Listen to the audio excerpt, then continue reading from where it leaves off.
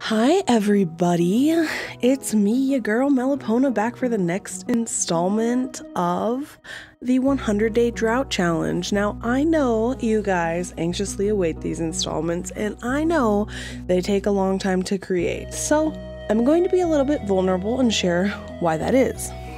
I have chronic illnesses, plural. I have multiple chronic illnesses. And one of the weird parts of adjusting to a life after chronic illness is that the timelines that I expect my abilities to keep pace with are never accurate.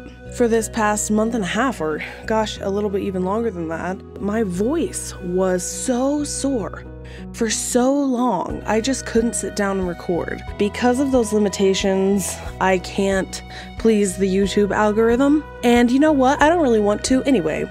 Since I don't have the ability to keep a pace with the demands of the YouTube algorithm, I've decided to just say, you know what?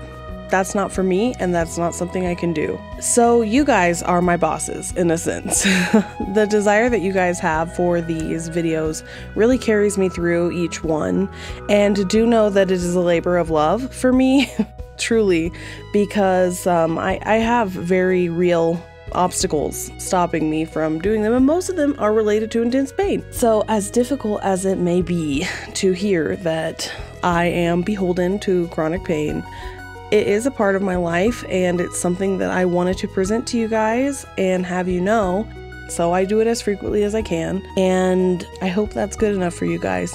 That aside, let's dive right in. So I woke up to a rainy day, which is always great. I like to end on days that I know the next day is going to be rainy days, but since I do these in 10 days, it's rare. As you guys can see, my strategy of having the fruit bat cave, it works pretty well. Like, it's a short-term solution for a long-term problem. The long-term problem being I will not have enough money in year one to plant fruit trees or even close to it. But in order to complete the community center, I do still need those fruits. So short of trying to buy absolutely everything from the traveling cart, which, as you guys know, with my obsession with trying to find a truffle and how low the odds are that that's going to happen, we need alternative means. So I also took some advice where someone in the comments said that because I'm fishing so much and because I do get a lot of trash, I should build some recycling machines. And so I did. I built 2 and I put them right next to the shipping bin. So hopefully that'll help me kind of steamroll getting more resources. I pretty much collect every scrap of paper in hopes that I can get cloth from it. It's Alex's birthday, and I didn't have anything that he loved, so I just gave him a cooked meal. Got to say hi to Sebastian, who I think looks adorable in his raincoat, and then headed into the mines. The main purpose of trying to get deeper into the mines is that one of the point incentivizations is getting to that star fruit on floor 100. And I also think it's important to go to mining to get those levels up, because there are incentives for getting to certain levels within the first year. As you guys know, my game partner Ponderosa is the one who plays the mines, and I think this time we just flew through them. She doesn't tend to use the slingshot or anything like that, so these midway rewards that we get are less than useful for her. However, when I play the mines, which I think you guys haven't even seen me, but when I play the mines, I use the slingshot like nobody's business. It's one of my absolute favorite weapons in the game because I hate taking any damage and I'm pretty bad at the mines in general, so with some gold ore, the slingshot's kind of like my prized fighting weapon. So I leveled up in foraging and we leveled up in mining. We picked geologist because at a certain point, mining gems is one of the only ways to get your experience points up, and it'll be nice to have an extra bonus money-wise there. Alright, another queen of sauce. Because of this, I actually made my partner Ponderosa go make some pancakes when we were doing this. I was like, you know what, pancakes sound really good. With pancakes, do you guys like them when they're like perfectly brown, or do you like them when the oil is a little hotter and they have kind of that like ring and then it's kind of spotty? Because I grew up with the second kind and I keep asking Ponderosa to make them like the second kind, but for some reason she only knows how to make the first one where they're like perfectly brown and they look like, you know, picture pancakes. So I don't know. Let me know in the comments what your favorite type is. My family also ate them with Caro syrup, which is a corn syrup, a clear corn syrup. So I am a maple syrup stan, so I was not for that, but my family, I've come to understand, is pretty weird in the way they eat their pancakes. Peanut butter and corn syrup. Light corn syrup, not corn syrup like you would get in like a mixture for soda or something. There is a difference, actually. You might be interested to know there are two different types of corn syrup. There's one that's commercially available, like you can go to the store and get it, and that kind of corn syrup is literally just syrup made from corn, like maple syrup is syrup made from maple sap. The opposite is high fructose corn syrup, which isn't corn syrup in the same sense at all. It's actually a hyper concentrated additive based product that is only available to buy if you're a business. You can't buy it as an individual. Companies tend to use it when they make products because they can put less in it, and it also acts as a minor preservative. Sugar is a preservative for very many foods. So I know high fructose corn syrup gets a lot of backlash, and there's a lot of reason for that, but I just want to say that for people who use regular corn syrup at home, it's not the same product. We're talking about two different things. I know too much about this kind of stuff. Maybe not too much, but I know a lot about it, and the reason is I really enjoy food and food science, and I also enjoy baking a lot. So America's Test Kitchen is a website where there are like food scientists who test the best way to make everything, and it's awesome, and I've had a subscription to it for years. If you've never heard of it, definitely check it out. But their caramel recipe requires corn syrup, and I was like, what in the world? Why? I mean, caramel is just sugar. Why would you need corn syrup for it? And I was under the impression that they were looking for high fructose corn syrup, and in fact, this is me learning that it is actually a different product. So that's how I learned, because I was studying caramel making. It is 4:25 a.m. when I'm doing this, so everything's really quiet, and you might think that's weird that I would do this early, but I've been waking up around 2 a.m. My schedule is about 2 a.m. to 4 p.m. right now. So I get the benefit of having some nice quiet alone time and getting to spend it with my friends online. Unfortunately, I don't get the second half of the friendship loop until I post this, whenever I do, but you're there in my heart, so. I've talked the whole day about toppings for pancakes, and I've kind of ignored what we've gone through today, but we've had a pretty productive day. We were able to go to the mines, sell some stuff. We're almost at level 5 combat, and we did what was really necessary and got those geodes processed and donated a lot more to the community center. So overall, I think a pretty productive day. Leveling up on farming was huge. Can you believe we're only at level 3, but that is just the farming leveling in this game, which means that I am finally going to be able to make the bee house, and I am going to start being able to passively make honey, which is another source of passive income in this game that is like 100% necessary in order to keep the farm afloat. So I don't make any bee boxes this time, because even though I've been saving up the ingredients for bee boxes, I'm actually really low on wood. Wood is quickly becoming a limiting factor in this game, and I'm not really sure how to keep a pace with my needs for wood. I know a lot of people this early in the game buy wood, because in the first year wood is cheaper than it is in the second year. However, I am not in a financial place where I can do that. I just am chopping down the forest and any tree I can find, and let me tell you, it's pretty hectic. Alright, so today's a drought day, and not only has the drought hit hard, but 2 of my crops were infected with pests. 2 of my crops had pests on them, and as you know, there's nothing that can be done when there are pests on your crops except for destroy them. That is always heartbreaking. For some reason, pests have been devouring my blueberries, and I am really worried that I'm not going to be able to get blueberries this year because they take so long to grow. part of the downside of them producing multiple berries throughout the season is that they just take a long time for you to get to that first berry. And I'm really struggling with seeing if any of my blueberries will come out this year. I'm gonna plant more. I have enough time. I have just enough time, I think, to plant another one this year. This playthrough, I decided, since I'm being a Scrappy farmer, pretty much any time that I heard that there was a train in town, I was gonna go, regardless of what I was doing, unless I was doing something that's like huge priority, and just to catch anything we could off the train. And it hasn't really panned out so far as a strategy, but I did get to check and see how my trees were doing pretty good. I wish that some of them had progressed farther. And then I just took the time to get a little secret here in the spa pool, which is possibly one of my favorite pieces of art in the game, but it doesn't really match with the mining aesthetic that I have going on for this farm. So hopefully we'll be able to do a house makeover. That might be its own like special episode where I spend some time making it look really pretty. Farm decorations, as I've said before, happen in winter, and I have really no plans for a house renovation right now.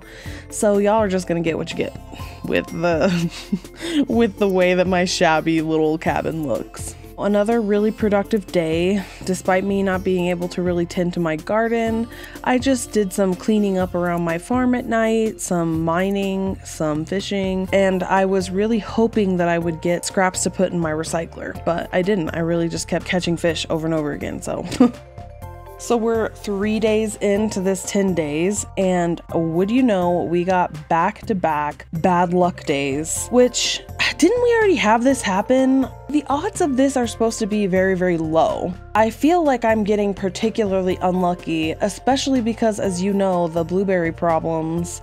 But I do have one water retaining soil, and it is on one of my blueberry plants, so hopefully that one doesn't get pests, and I'll be able to harvest a blueberry from that because I desperately need it for the community center. So, I mean, it's stressful managing even just these 4 plots. I managed to successfully grow a star fruit, which I don't need until next year, and I'm having trouble with blueberries. Who knows what's going on, guys? It's been a very weird playthrough for me, as I'm sure you can tell, and it's also been pretty stressful. I was trying to come up with some creative ideas on how better to manage my farm, and I started researching how people in Southwest Colorado actually manage farms with drought and with water restrictions. And one thing that I learned that kind of blew my mind is that because of the aridization of Southwest Colorado, and for those who don't know, aridization is very similar to the term desertification. Essentially, it's a phenomenon that's happening due to climate change and different environmental factors like over-farming and over-harvesting that is creating a different climate. We live in what's called an ecotone. And an ecotone is where 2 different ecosystems meet and overlap. So we have a desert and mountainous ecotone. And we have a lot of problems that come with that.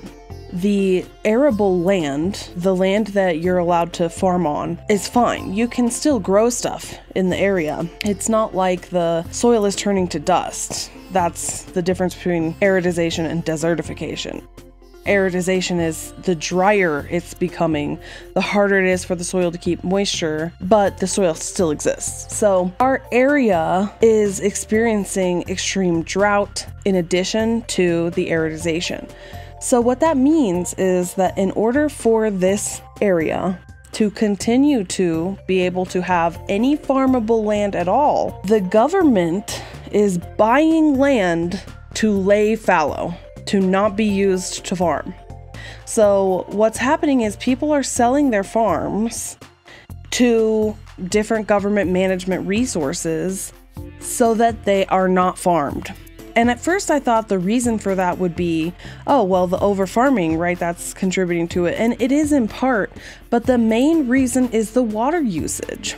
So they're buying this land so that no water will be used on the land, which just blew my mind because they're trying to keep as much water they can in the ground, and farming represents a massive draw on that resource. And so this is the solution, is to essentially shut down farms and create wild land again. So would my farm be one of the farms that the government would call upon to shut down? Crab, crab, crab. I feel like that's like me pulling on the slot machine and getting 3 crabs. All right, level 5 combat. I think we chose just fighter, which was just more damage across the board. Just that base boost to damage was the right call for both of us. Back to the way Colorado has chosen to parcel up the land and solve one of these issues, I wondered if my farm was being called upon to lay fallow. So I thought that it would be fun to weave into my farmer's narrative that that's why, even though there are so many squares that I can farm, it's another one of the reasons why I'm only farming the smallest possible number of squares. Like, look at all of this land that I have that I could be growing crops. The area really wants me to keep as much water as I can in the ground. And so I'm creating kind of like a micro farm, trying to be super productive on that one small area of land in order to prove to the government that my farm is worth more water allotment. So it's kind of a convoluted way to weave in my story, but I think it fits pretty well with the actual politics of what's going on in Colorado. And I think it makes a lot of sense for my farmer overall. This is the first day I've been able to water my crops in 3 days. I think I'm starting to get it in my head that water retaining soil is absolutely necessary for me. I've been kind of shying away from that one in efforts to get higher quality fertilizer, like up the quality of my produce, but just having my produce survive I think is better overall. So I decide to give Sam a gift, but I wasn't expecting to reach this cutscene at this point, so I just have a nice time. Obviously, I'm picking experimental noise rock. That is genuinely one of my favorite types of music. I've been listening a lot lately to synthwave and space punk, which is bizarre, I guess. You could probably categorize it all under modern ska. I sound like such a nerd, but you know, to each his own with music. I really like eclectic and diverse music styles. I'm gonna link this below because it's so good. You guys seriously have to hear it. It's Zakir Hussain and Rakesh Chaurasia.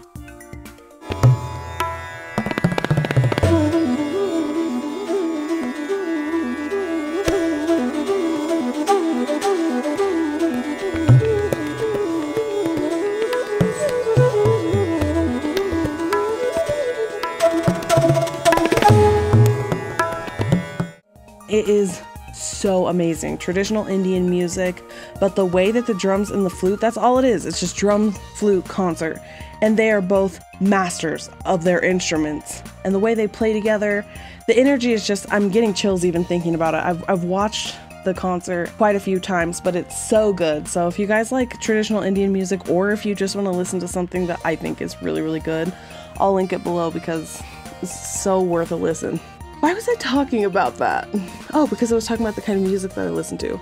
I decided that it would be better, rather than just giving Sam something that he likes, to buy, with my limited budget, something that I know he will love. So I got a discount by giving a cave carrot, 75 gold discount by giving a cave carrot to Gus, and then spent 525 gold on a pizza just to make friends. Maybe I'm crazy, but I just felt like it was something I had to do, and I know Sam loves this item and loved it so much better than liked on birthday. So that was pretty difficult for me. The sticker shock was overwhelming, but I am hoping that I will recoup it back in friendship. Have you guys ever given a really expensive gift to one of your friends on their birthday? I like to give gifts a lot. It's probably one of my love languages, is giving gifts. I like to show that I'm being considerate and paying attention to my friends and seeing things that they might need, or things that they've mentioned that they wanted, or things that they don't know that they want, but that by careful observation of them, I have realized they do want. I also love baking my friends' cakes because y'all know I love to bake. And I'll often make my own birthday cake as well. And one of my favorite cakes that I ever made for my birthday was a Cara orange cake. I don't know if you guys are familiar with Cara oranges. They're my favorite orange. They're like pink oranges. They're kind of a cross between the tartness and the floralness of a grapefruit, and then just the heavy, dense sweetness of a tangerine. I really love them. So I wanted to make a cake based on that completely, and it was, maybe I'll show a picture of it on the screen. So it was like orange cream, but it was Cara orange cream. So if you guys had the chance to let me make you a birthday cake, what would you do? I like to do weird cakes. I've done tie-dye cakes, I've done wedding cakes, I've done like art pieces in cake. So really, you wouldn't be able to throw me for a loop. You could try, but you won't throw me for a loop in the cake that I'll make for you. So we're at the halfway point. We're at day 5 out of 10. And I am trying to get my watering can so that I start every day with a full watering can. And it's just hard because I have to use everything that's left and then I have to get it. And I think I get to the point as my crops get ready for harvest and I have to water less and less, that my watering can is actually even so that I start with a full watering can again. But man, those drought days, they got everything off course. But today, I don't think I spend a lot of time doing anything other than trying to process some of the resources. So I'm getting close to the point where I have more resources than I have the ability to use them, like with iron bars, for instance. What am I supposed to do with them at this point? What I would be doing with them in a normal game is making sprinklers, but since this is not a normal game, I'm not really sure what to do with them. That fruit bat cave coming in clutch. Look at that, I got a pomegranate. I deeply resisted the urge to give it to Elliot to make him like me, because the last 3 gifts I've given him have been total flops, and instead waited to use them for the community center bundle. I'm really happy to get a boot upgrade, although the difference from Tundra boots to Firewalker boots is better, but it's not crazy, especially for the color that they are. I think the Tundra boots look like boots I wear in real life, and the Firewalker boots, I would never wear something that color. I just think they ruin my whole vibe. But I'm super excited to get to the point where there's gold, because that means that after I process gold, I can start upgrading my weapons, except for the fact that it's also mind-numbingly expensive to upgrade weapons with gold.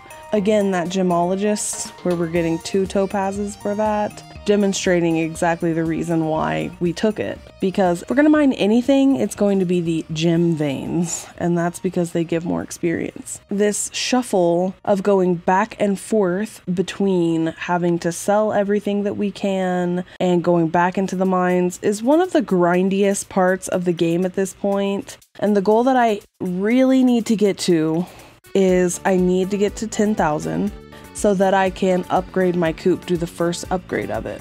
So I'm saving up for that, and you just gotta limp along with those 12 inventory slots, however frustrating it is. As I was putting the pomegranate in the community center chest, I realized that there were a couple more bundles that I could have completed, and I think I'm just getting to the point where I can because I'm getting the gold bars to process. I'm super excited by this because I'm like, we're gonna finish them, we're gonna get the mine carts repaired. Little did I forget that you have to have a lot of coal in order to repair the mine carts as per the challenge rules. I've almost got enough. You see here I have 98 coal and I need 100, so I'm prepping to unlock the mine carts, and I have to take my very limited wood and make a chest to put it in too, so a real resource suck for me. So I'm just prepping for unlocking the mine carts. I think this is the second furnace, is the maximum number of furnaces that I can have, so I don't have to throw this away like I generally throw these rewards away. I can keep it and use it. It's just so satisfying, but my little guy didn't spawn his star, so sadly I didn't get to see it, so I just left. But here's where I've decided to put the chest. We're so close to being able to use the minecarts. I make it coal colored, and if I can at all get those last 2 coal, this game's about to become a whole lot more streamlined. I love the Junimos so much. I was talking with someone in the comments about how fun it would be to make a Junimo farm where it's like a Junimo sanctuary. And you know, I love the idea. I wonder if there's a mod where you can have Junimos do different functions. I don't know. I'm always like, is there a mod? Is there a mod? Even though I really rarely ever actually collect them.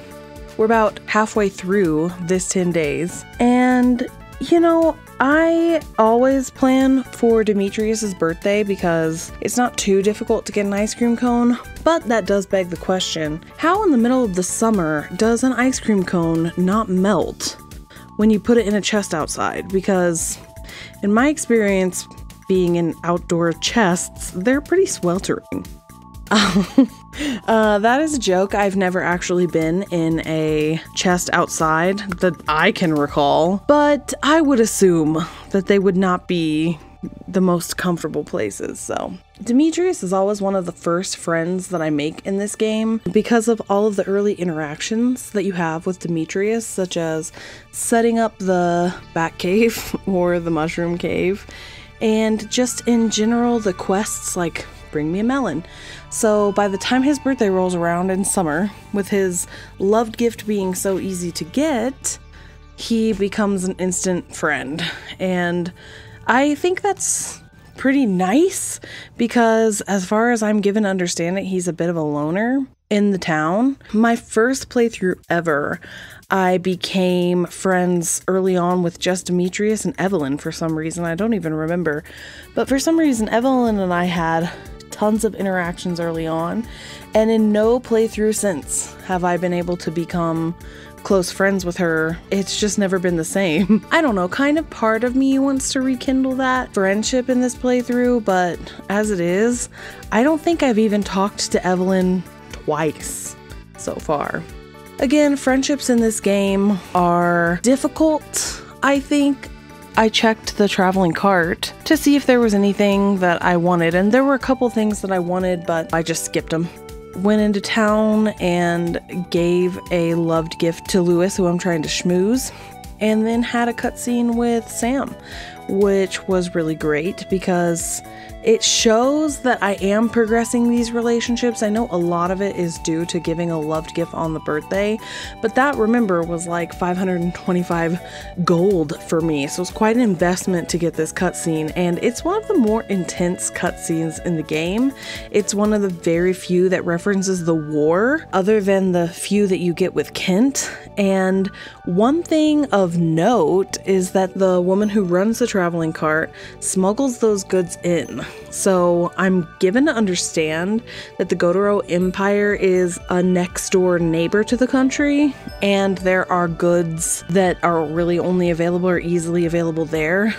Which begs the question, if those goods have to be smuggled, how is Jojamar operating and where are their supply chains? But it also explains why the call for farmers would be in high demand and why being a self-sufficient farm that's in cooperation with all the different types of water regulations would allow my specific produce to be sold for as much as it is. Because truth be told, the way that selling works in this game at 100% profit margins doesn't make a lot of sense. But if the country that Stardew Valley resides in has some sort of trade embargo with their next door neighbor, a call for farmers doesn't seem too far-fetched. Like back in the 40s when victory gardens were a huge thing. Victory gardens being gardens that Americans were called on to grow in order to create more resilient communities that were insulated from supply line shortages and insulated from rationing. Still, I think there could be a good argument made moving forward. The return of the quote-unquote victory garden, I don't know what we would call them in light of climate change. Maybe a resilience garden or a resilience plot might be a better idea. A lot of people are stepping into that kind of mentality by doing things like eco containers and box gardening and balcony gardening that gives flexibility in how and where produce can be grown. Since I didn't have anything else to do, I decided I was going to spend the rest of this hazy summer Friday in the mines trying to level up. I believe I'm trying to level up mining. I can't remember if it was a focus on mining or combat. We're pretty far from the combat level up, but a couple of dedicated days can always bring that skill up. And we finally got a sword that makes mining feel worth it because you can really shred through some stuff with the obsidian edge. Obsidian, I think this is kind of a joke. I haven't looked this up, but I think it's probably a joke from Concerned Ape because people who know anything about stones know that obsidian doesn't make a very good blade because it's very fragile. Just a quick checkup on how my friendships are going, and they're going okay. I really need to step up my game and get those relationships a little bit higher before fall comes. Finally get the chance to use the minecart, and I'm definitely not skimping on the ability to do it because that shortcut from home to town just cuts out so much time, and it makes things so much more doable over the day. Today, I was going to go mining and just process some of my geodes. Like I said, I'm trying to get better at doing geode processing all in one day, but it can be a bit of a shuffle inventory-wise, especially collecting the rewards from the community center and such. It's a bit of a kerfuffle. But I actually love this minigame, if you can call it a minigame. Not the inventory shuffle minigame, I could do well without that. The minigame of breaking open geodes and seeing what's inside of them. There's only one playthrough I've ever done that I've fully completed the community center. When I get it completely finished the way that I want it to be designed, and I'm trying to hue to it a little bit, you can see in my coloring, but I'm not quite there. I'm a little bit worried about potentially finishing because it's pretty difficult. See, look at this quest. Demetrius asks for the melon. My friendship with him is just skyrocketing. Do you guys like Demetrius? In the game, I know there are a couple of fandom frustrations because people don't believe that Demetrius and Robin are a good pairing and they would rather either date one or the other, so prefer them to be single, which is just I guess the home wrecker path. I don't know, I like them both. I think they're unconventional pairing, but I think, they dance together, and Robin being a woodworker and Demetrius being a scientist actually fits really well because it's the physical and the analytical applications, but they're both focused on the physical application of their craft. Demetrius does field research, so that to me seems like a synergy rather than a difference. And mostly I think people are just wanting Robin for themselves. I think it's just a little bit of greed. Planting trees, once I am able to make more tree fertilizer, is huge for getting the foraging skill up more. We donated a lot of stuff today, which meant that our profits were pretty low, which in turn makes it difficult. It takes quite a while to get that money up. But regardless, we still hit our 10,000 G goal, our 10,000 gold goal. And that's exciting to me because that means we're going to be able to upgrade the coop. And I think when I did my test playthrough of this, I didn't get to upgrading the coop until a week after this, maybe even 9 to 10 days after this. So that's pretty huge. I feel we're doing really, really good on those goals. And I'm hoping, fingers crossed, I'm hoping that we'll get to 25,000 middle of fall. So within the next 3 weeks, I'll be able to upgrade to the deluxe coop, which means we can finally start buying animals. That's all based on how our fall crops go. And I don't know, things have been pretty rough this summer season. Okay, but most of our money hasn't come from farming. Not encouraging. So I don't know. I'm hoping for this fall I'll be able to add another 2 9-square plots by upgrading to the copper watering can, which I'm kind of surprised I haven't done yet, but as you know, the watering can needs to be used every day, so it's hard to take that lag time.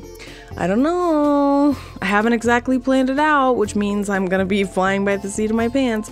It may seem like my strategies and my tips and tricks come from some sort of greater strategic plan, and while I do have some foresight into what milestones I need to hit, most of this is just improvisational playing. I think it would be impossible to definitively plan the way a game of Stardew is supposed to go. I think part of the fun of this game is how organic it is, no pun intended, I guess. And look at that, fruit cave coming in clutch, got an orange. It kind of sucks that the orange is gold star and I have to donate it, but whatever, I'm not going to use it for anything else. And finally, a coop upgrade. Look at that, day 21 of summer. I think that is goals. I'm pretty proud of myself. So I just spent the rest of the day trying to get some items that I could recycle so that I could potentially get cloth. And fortunately or unfortunately, depending on how you want to look at it, my farm is the dirtiest place in Stardew Valley. It's the easiest place to get trash. I wish there was a way that people could give me their trash because those little scraps of paper are everything. They're like a 1% chance to turn to cloth, but I need to be constantly pulling for that chance. On a whim, no real reason, I decided to move my crab pots over here. This is where I normally keep them, and I thought that them being by the dock might be giving me weirder items, gameplay wise. Obviously there's no difference, but in my head I was like, no, this is the better spot for them. And as you can see, I'm working really hard on trying to get that paper recycled, but unfortunately I haven't gotten any cloth yet. Alright, we're finally pulling in a little bit more money every day. That's almost 2,000 gold. That was on a harvest day, but I think I want to go through. I wish there was an easy way to go through and look at my daily averages, because I think my daily averages in this game are around 500 every day, which is a little low. Ideally, I want to be at 1,200 or more. Impossible? Maybe, but that's the goal. Just for one day, the fruit bat cave having this much stuff in it is just like kind of mind-blowing to me, and also the fact that I got 2 apricots was really great. One for a quest that's coming up, and then one for the artisan bundle. After I collected all of that stuff, I decided to use a warp totem to get to the beach super early, and I found a rainbow shell, which surprisingly isn't very useful, and it's also not rainbow. Hey, a piece of paper, so maybe this did work. A little bit of my superstition coming into play where I was getting more of what I was looking for. I wish the rainbow shells were useful for additional crafting or something. The fact that they're really only used in one major quest line is kind of a letdown, and I also wish they were rainbow, so fix it, Concerned Ape. That one little scrap of paper represents the potential to have cloth, which I desperately need. So even though my inventory during this whole mining excursion is constantly teetering on the edge of completely full, I refuse to give it up. I refuse to let the refuse go.